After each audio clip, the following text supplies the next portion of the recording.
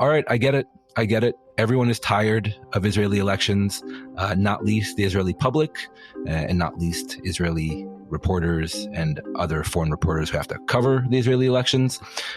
This election is genuinely existential for Israel's future as a liberal democracy.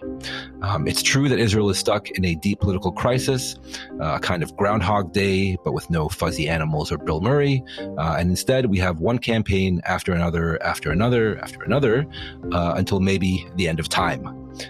We need to fight against this impulse, though. We need to fight against it and against the idea of the last several years as some unchanging or unending election cycle. Each round over the past few years has had its own different context and its own slightly different but important results, even if the larger result has often been, deadlock. So how and why is this round different from all previous rounds? How will next Tuesday night be different than all previous nights? Two reasons, to my mind. First, Bibi is no longer prime minister. The current serving prime minister is Yair Lapid, as you all know. In this sense, I truly believe that Lapid and the anti-Netanyahu camp don't necessarily have to win the election. They just have to not lose it. If there is further deadlock and a sixth election, then Lapid stays on as caretaker prime minister and able to fight another day. In past rounds, Bibi, of course, was prime minister, and so in order to actually replace him, the anti-Netanyahu bloc had to actually win the election. So this is a big change, and I believe may come into play next week.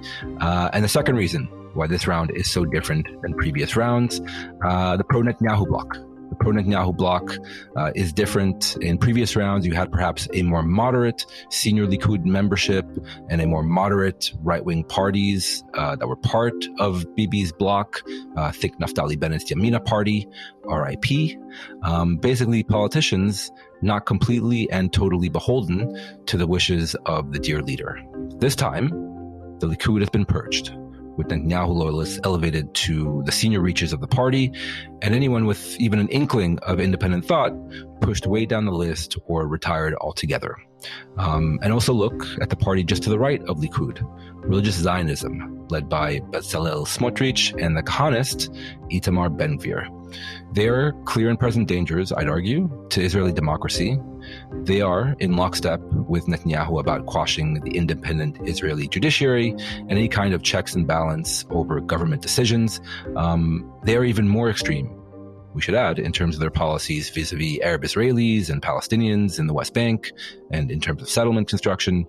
And these will be Netanyahu's senior-most coalition partners in his next government if he wins next week. So this is what we mean when we say that this election, more so than the four previous ones, is really existential. We can't get jaded or apathetic or tired as much as we want to, believe me. This election, bottom line, is huge.